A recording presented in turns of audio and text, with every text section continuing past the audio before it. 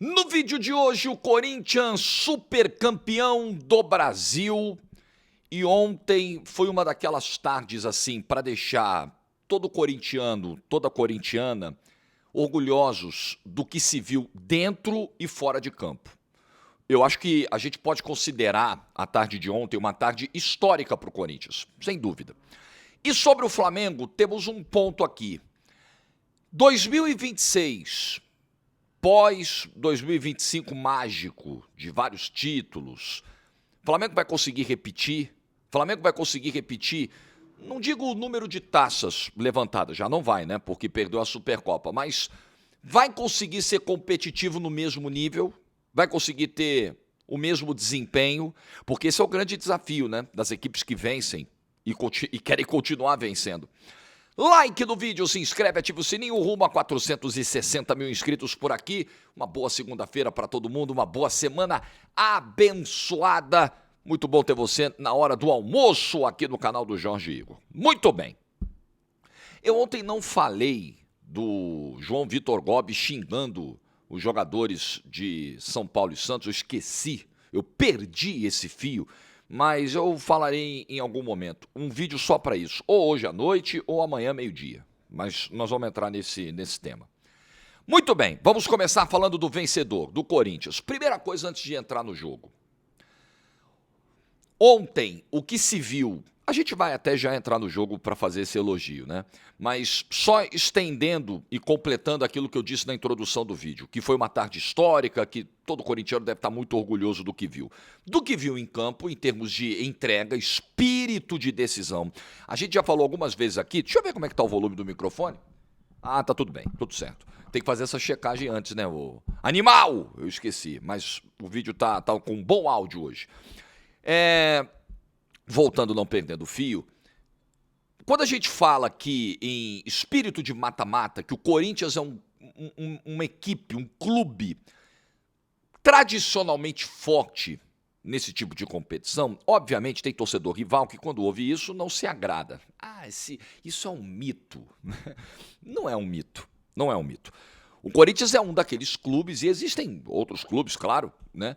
O Corinthians é um daqueles clubes que tem essa capacidade de superação no mata-mata, que se mobiliza de uma maneira diferente, que entende o espírito de um jogo decisivo. Isso está meio que na raiz do clube. E ontem, o Corinthians jogou com o espírito de decisão os 90 minutos. O tempo inteiro. Um Corinthians muito ligado, muito atento, muito aplicado para executar a proposta do Dorival. E deu super certo, e o Corinthians, com absoluto merecimento, foi o vencedor. O Corinthians, que não era o favorito era o Flamengo, pelo investimento e por tudo que conquistou no ano passado, e o Corinthians foi lá e jogou muito mais do que o Flamengo durante 90 minutos. O Corinthians foi melhor do que o Flamengo o tempo todo do jogo. Então isso já é motivo de muito orgulho, claro, para o torcedor corintiano que se sentiu representado. E a torcida como um todo tem muito orgulho, os milhões de corintianos do Brasil afora, do que aqueles milhares que estavam em Brasília fizeram. A participação do torcedor do Corinthians ontem no jogo foi um negócio assim impressionante. Impressionante. Havia momentos em que a gente ouvia a torcida do Corinthians ecoar pelo estádio e a torcida do Flamengo calada. Houve momentos que a torcida do Flamengo tentou equilibrar, mas no geral não deu. No número, né, no visual, deu até a impressão de ter mais flamenguista no estádio. Eu não estava no estádio, tá? Eu narrei o jogo do estúdio. No visual, me pareceu ter mais flamenguista. No canto, esquece. Só deu Corinthians, na maior parte do tempo. Então foi um torcedor que também se mobilizou com esse espírito de final. Então o que a Fiel fez ontem é uma daquelas coisas assim, esse 1º de fevereiro de 26 fica para a história, como uma das tardes, né, de afirmação daquilo que é o Corinthians, daquilo que é a sua torcida. Então foi realmente impressionante o que a gente viu ontem em Brasília. Sobre o jogo, eu falava aqui de um Corinthians muito aplicado e temos que destacar que esse Corinthians entrou em campo com 11 atletas acometidos por uma virose.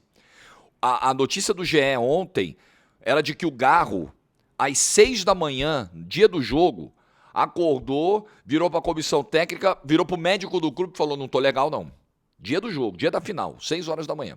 11 jogadores foram acometidos pela virose. Eu fui até pegar a lista aqui no GE. Yuri Alberto, Garro, Vitinho, Hugo Souza, Ranieri, Pedro Raul, vários jogadores. E entre eles aqui, jogadores que foram titulares na final e que adoeceram por essa virose, enfim, não sabe se é virose, se foi intoxicação alimentar, alguma coisa que se comeu lá em Santos, né? Alguém falou sobre isso, né? Algum jogador do Corinthians levantou essa possibilidade, pode ter sido, né? O Corinthians jogou lá contra o Bahia na Vila Belmiro na quarta-feira pelo Campeonato Brasileiro. Então, essa coisa de escalar o quarteto, que era a grande dúvida antes do início do jogo, Bidon, Garro, será que os dois vão jogar junto com o Memphis e com o Yuri? Muito provavelmente a não escalação do Garro passou por esse aspecto clínico, porque o Garro não estava se sentindo bem em virtude dessa virose. Mas foi um Corinthians muito consistente, eu acho que é um bom termo, muito forte, muito seguro, muito sólido, muito superior no meio-campo. Ali o Corinthians começa a ganhar a decisão. Com o controle de meio-campo, com o domínio de meio-campo que tem. Com o Carrídio ali mais como um primeiro volante, o Ranieri afundando um pouquinho mais ali, fez muito mais um papel ao lado dos zagueiros do que mais à frente. O Corinthians marcou muito bem a partir do meio-campo para trás, né? Com o André tendo essa liberdade, com o Bidon escapando, o Memphis como 10, o Yuri lá na frente, atacando profundidade. Esse foi o Corinthians que foi extremamente aplicado, ganhou duelos no meio-campo.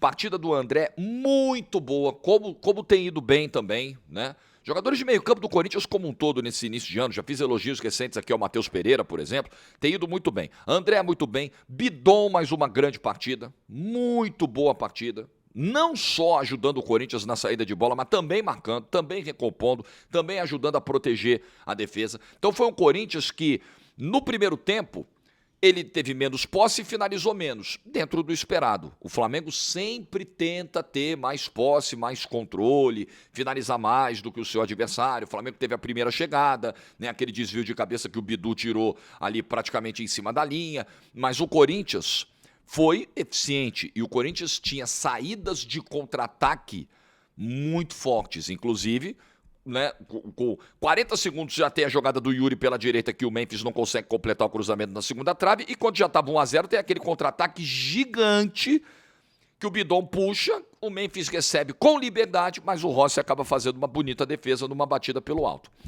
E o gol do Corinthians, o gol do primeiro tempo, ele sai de uma jogada de escanteio. O Memphis bate curto, aí a bola vai passando pelo monte de gente. Passa pelo Bidon, passa pelo Carrídio, chega no Mateuzinho levanta na área, Gustavo Henrique escora para o meio, Gabriel Paulista bate. A bola dá uma desviada, ainda toca no pé do Léo Pereira e entra. Sobre a arbitragem, vamos falar também. Sobre esse lance, na minha opinião, nada. Ah, falta do Gustavo Henrique, carga na subida. Não, Gustavo Henrique é o cara de 1,96 m, subiu, ganhou, escorou pro Gabriel Paulista. Não vi falta, não vi contato faltoso, não vi nada para parar e para anular o gol do Corinthians no primeiro tempo. E o gol do Gabriel Paulista, o primeiro dele com a camisa do Corinthians nessa chegada, foi o quinto jogo dele ontem, jogador de 35 anos, rodou a Europa, teve todas as experiências possíveis no futebol europeu e volta pro Brasil, para um clube que é muito especial para ele, né? Ele tem a lembrança do irmão que era corintiano, que tinha sonho de ser jogador de futebol e que infelizmente morreu jovem. E então, para o Gabriel, ele falou disso na coletiva de apresentação ao clube, então isso para ele é uma coisa, né? Deve ter sido um misto de emoções incríveis que ele viveu ontem no momento que botou aquela bola para a rede e fez 1-0 pro Corinthians. Então o Corinthians foi pro intervalo, à frente do placar, tendo a chance clara de ampliar nesse contra-ataque que eu citei, né, no chute do Memphis e defesa do Rossi. E aí, quando volta para o segundo tempo, você pensa, né, beleza, é manter o que tá vindo, o Flamengo vai vir com tudo, o Paquetá vai entrar, vai ser um segundo tempo difícil, o Corinthians vai ter que se desdobrar, ter o desgaste físico acumulado do primeiro tempo, beleza. Aí o Corinthians volta com o Carrascal expulso. E outro parêntese aqui sobre a arbitragem. Vamos lá, até estava vendo... o Paulo César Oliveira criticando, que é o nosso consultor de arbitragem lá do Grupo Globo, esse protocolo do VAR. O PC entende que o Klein acertou na expulsão quando foi chamado ao monitor para o cartão vermelho para o Carrascal. Eu também acho. Acho que tem o gatilho, né? Não é uma cotovelada estilo Leonardo no Tabi Ramos na final da Copa de 94, né? Que quebrou o nariz do cara. Não é isso. Mas tem um movimento. né? Quando você faz assim, meu amigo, eu sempre digo isso aqui, o jogador brasileiro tem essa mania, e o Carrascal não é brasileiro, é colombiano, mas joga no futebol brasileiro. O jogador por aqui tem essa mania de largar esse braço em tudo, o tempo todo, de ficar naquela malandragem, no limite do que é medir espaço e dar gatilho. E fica nessa o tempo todo, o cara correndo esse risco. O cara o tempo todo jogando no limite, uma hora vai dar merda. Como deu pro Carrascal. O Carrascal tinha que ser expulso, concordo.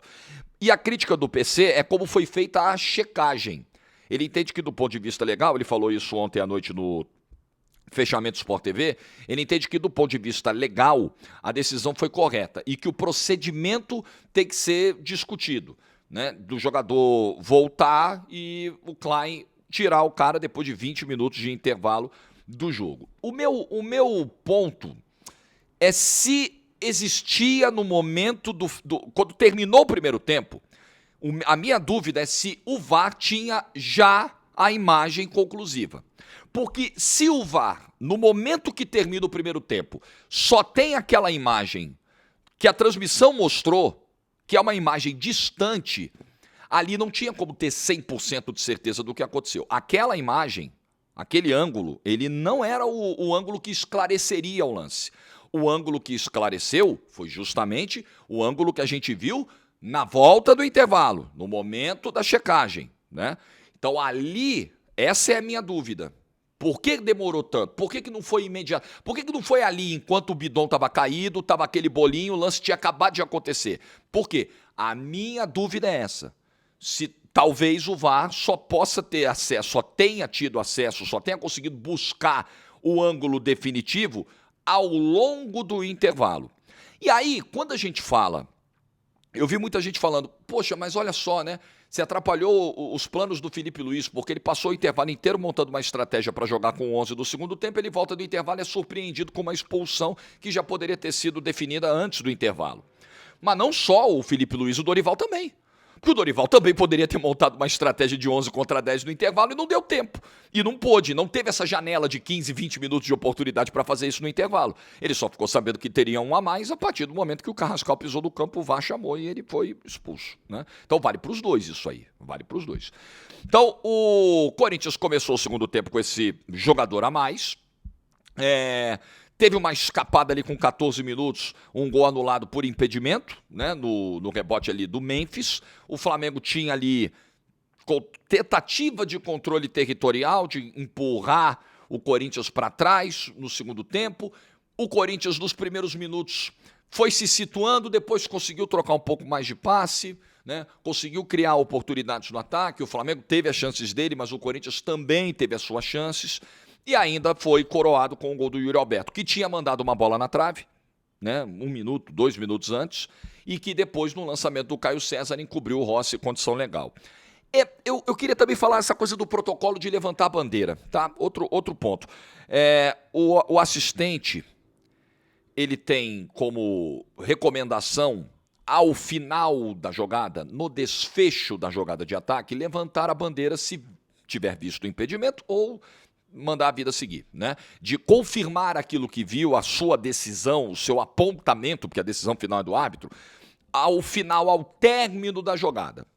Beleza. Mas eu penso aqui no seguinte, se não é o caso, porque assim, se o Bandeira não viu o impedimento, a vida segue.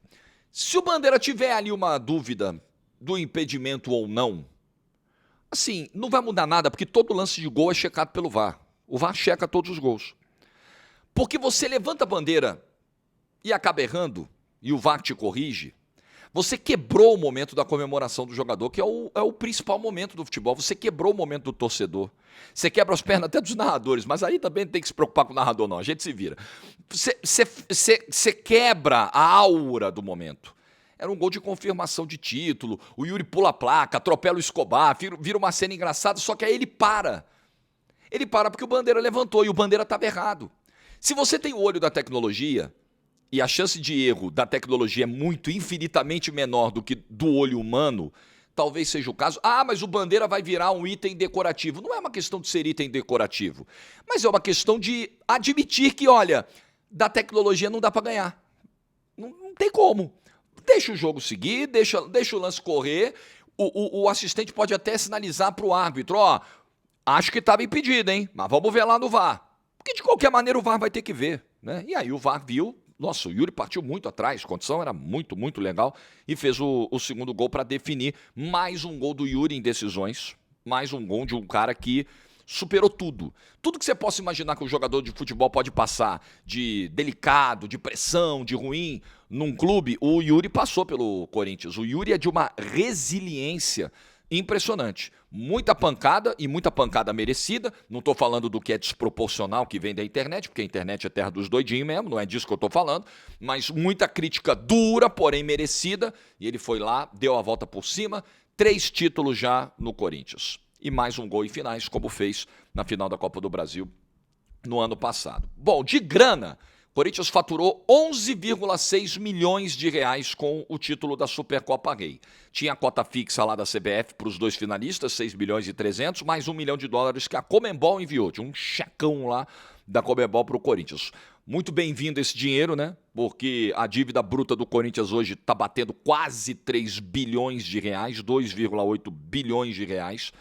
A prioridade nesse momento é pagar o Tadieres, para não ter nenhum drama com o Transferban, com a história do Garro, e contratar reforços. O Dorival tem pedido isso, tem pedido contratações. Falou isso de novo ontem, né, no papo lá com a Mari, com o Dedé e com o Renato Augusto na GETV do pós-jogo, que precisa de contratação, que precisa de reforço.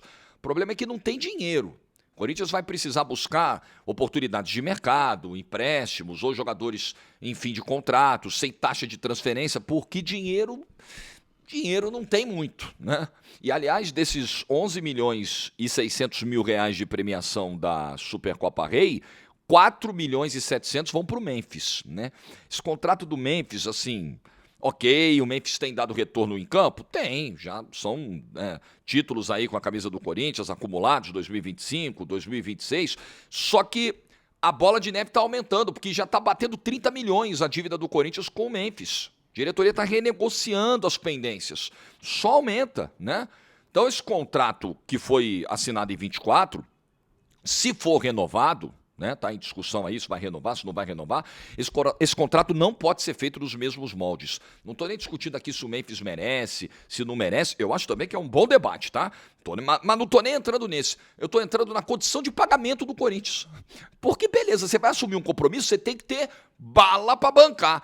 Corinthians não tem, pô. Para bancar isso aqui, o Corinthians está se ferrando para bancar esse contrato do Memphis, para pagar esse tipo de premiação. Se o Corinthians estivesse saudável, tudo bem, mas não é o caso.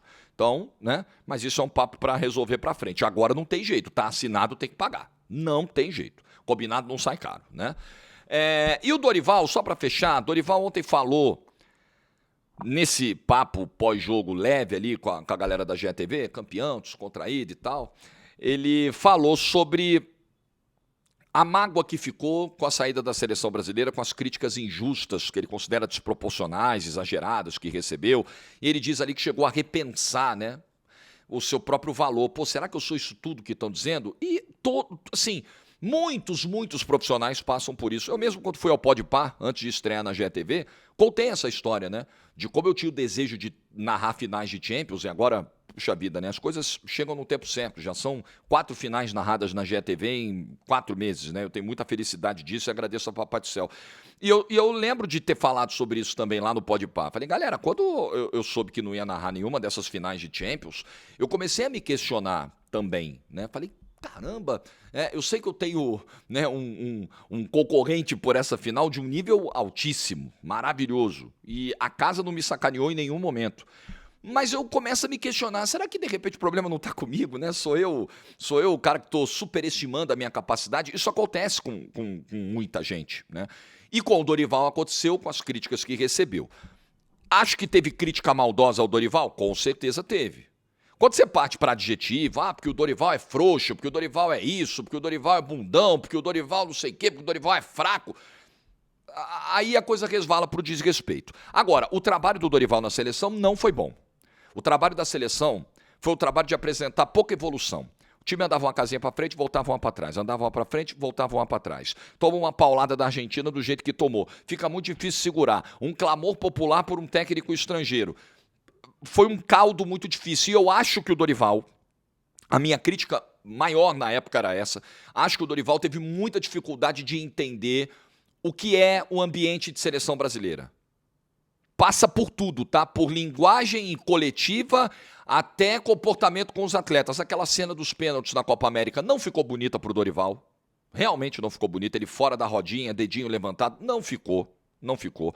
Então, acho que algumas coisas comunicaram mal nessa passagem do Dorival pela seleção. Acho que não foi uma passagem feliz mesmo do Dorival. Não foi. Não foi. Acho que o trabalho tinha mesmo que ser interrompido.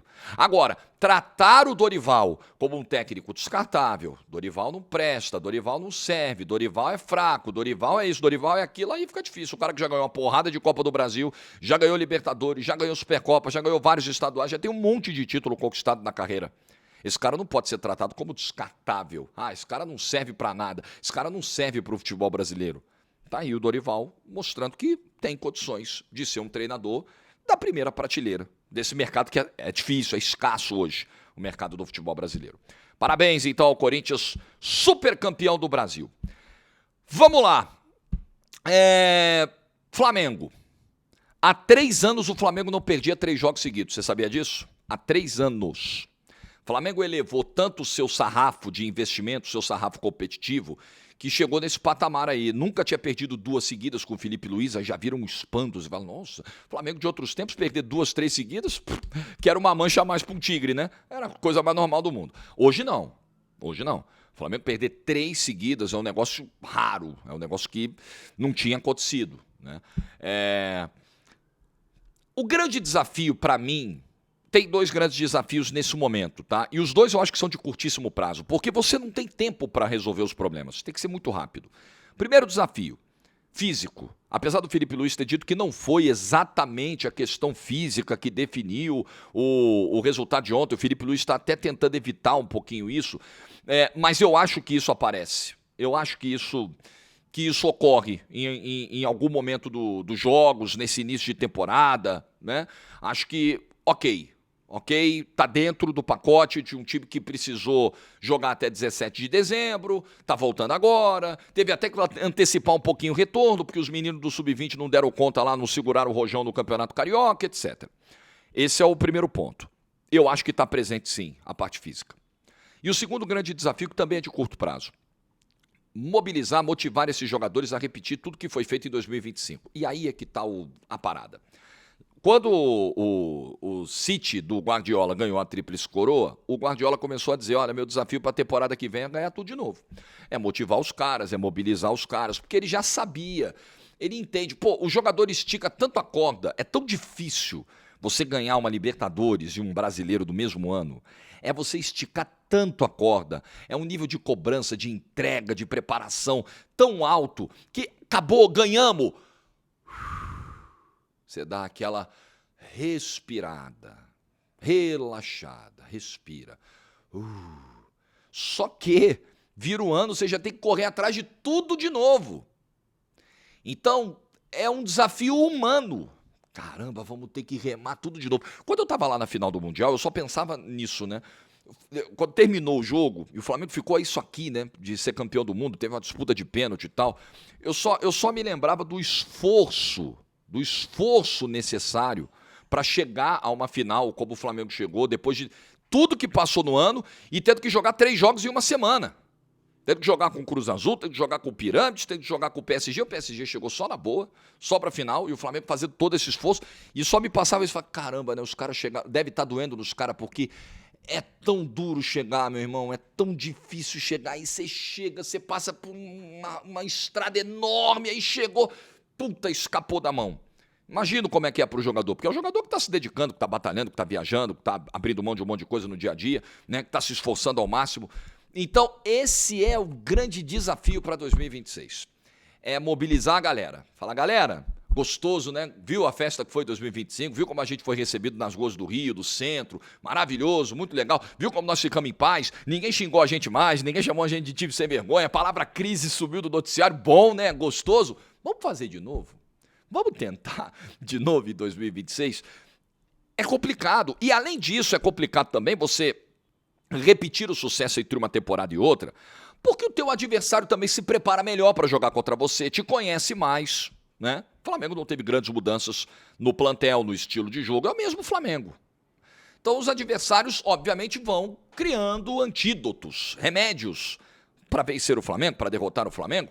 Então, isso tudo é uma questão para o trabalho do Felipe Luiz. Vai precisar ter criatividade, vai precisar ter repertório, vai precisar ter esse trabalho mental com os jogadores e vai precisar que o Flamengo seja mais efetivo. Flamengo, ontem de novo, em alguns momentos ontem, repetiu o que aconteceu quarta-feira no Morumbi, tá? O Flamengo tinha a bola no campo de ataque, pressionava, ocupava o campo de ataque, chegava perto da área, finalizava, mas assim, a chance não vinha. Né, a chance realmente clara, acho que até o Carrascal lá no Morumbi teve uma chance muito clara, mais clara do que as primeiras chances que o Flamengo criou no jogo de ontem.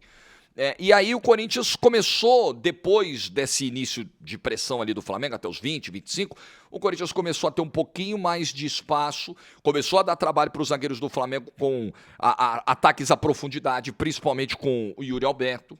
E aí o Flamengo termina o primeiro tempo ali um pouco mais equilibrado. Um primeiro tempo que teve melhores números do Flamengo, é verdade, e um início melhor do Flamengo em termos de ocupação de terreno. Aí o Carrascal é expulso. E, como eu disse aqui, merecidamente expulso. Aí o Felipe Luiz ficou 20 minutos no intervalo, armando uma estratégia, voltou, putz, já era. E como que o Flamengo começou a ter oportunidades no segundo tempo? Bolas paradas.